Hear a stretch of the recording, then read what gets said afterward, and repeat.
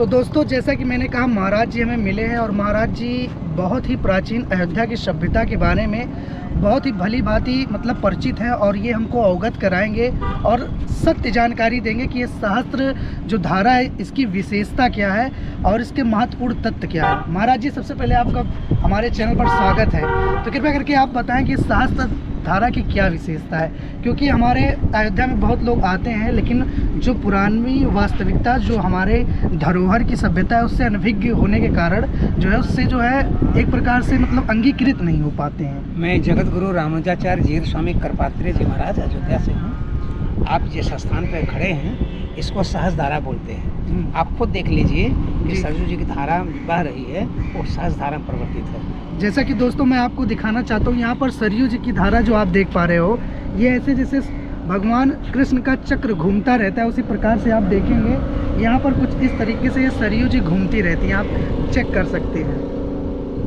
तो सहस्त्र धारा की विशेषता ये है कि लक्ष्मण किला के नीचे से लेकर के और गया मंदिर के पास तक लगभग 1 किलोमीटर दूरी में ये धारा, इसको सहस्त्र धारा बोलते हैं। जी महाराज। इसकी विशेषता ये है कि आप उधर स्नान करो तो एक बार स्नान करोगे और यहाँ यदि एक बार स्नान करोगे तो आपको 1000 फल मिलेगा और वहाँ स्नान करोगे तो 1 फल मिलेगा। जी जी। इस नाते जिसको जानकारी है, अक्षर बाहर के तपस्वी मुनि संत यहाँ पर आते हैं, चलते रहिए, यहाँ पे संत महात्मा आते हैं, स्नान करते हैं। तो एक बार यहाँ पर स्नान कर लीजिए तो 1000 बार आपको फल मिलता है। और पुरानी मान्यता है कि 150 साल पहले जब कोई जजमेंट होता था कोर्ट के जज लोग इसी धारा के ऊपर आके यहाँ बैठते थे और जो गवाह होता था इसको इसके अंदर प्रवेश करा देते थे। यदि वो सही बोलता था तो शरीर सही से निकलता था, अगर वो गलत बोलता था उसके शरीर में विकृति आ जाती थी या पागलपन हो जाता था, यहाँ पाता था।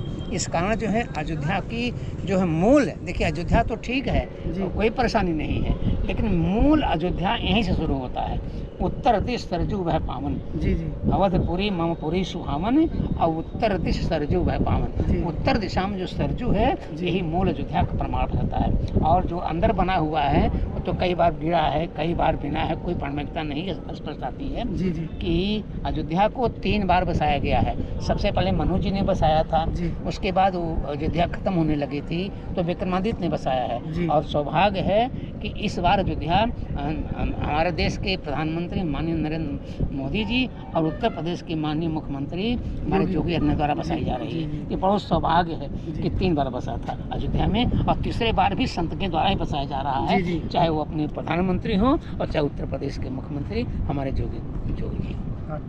अच्छा महाराज जी, क्या जैसे कभी कभी ऐसा होता है कि ये सरयू जल का जो जल स्तर है वो घट जाता है, तो क्या अंदर भी ये सहस्त्र धारा जो है मान्यता होती है इसकी? नहीं, जब घटने लगेगा तभी ये धारा दिखाई पड़ेगी। जहाँ आप जाओगे वहाँ पर ऐसी धारा दिखाई पड़ेगी, घटेगा तभी धारा रहेगी। अच्छा। बढ़ेगा तभी धारा रहेगी, घटेगा तभी धारा रहेगी। और सबसे बड़ी विशेषता ये है, शायद आप लोगों को पानी शायद नहीं पता है, जब इसके वाटर टेस्ट कराया गया तो लक्ष्मण घाट के झुनकी घाट से 1 किलोमीटर आगे से लेकर के और तुलसी घाट तक इसके बीच का जो पानी है वो पीने योग्य पाया गया है। अच्छा। और उधर का पानी पीने योग्य नहीं है, उधर का पानी पीने योग्य नहीं है। पानी की धारा वही है, पानी की धारा वही है, लेकिन उधर पीने योग्य नहीं है और तुलसी घाट के पास पीने योग्य नहीं है। इस बीच के जो है ये पानी पीने योग्य है। इसी कारण अयोध्या के संत महात्मा मनीषिगण हम लोग भी इसी के जल को पीते हैं, इसी के जल से ठाकुर जी का स्नान किया जाता है।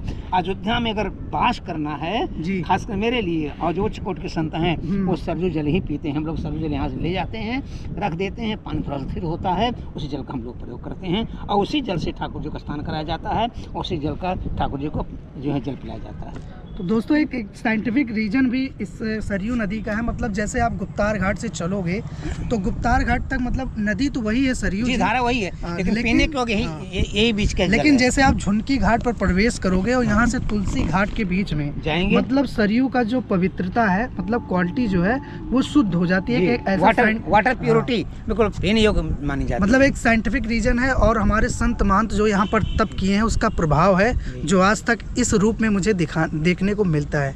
तो आप लोग से अनुरोध है, कभी भी अयोध्या आप आएँ तो खासकर इस स्थान पर ज़रूर स्नान करिएगा, जैसा कि इसका महत्व आपको पता चल गया है।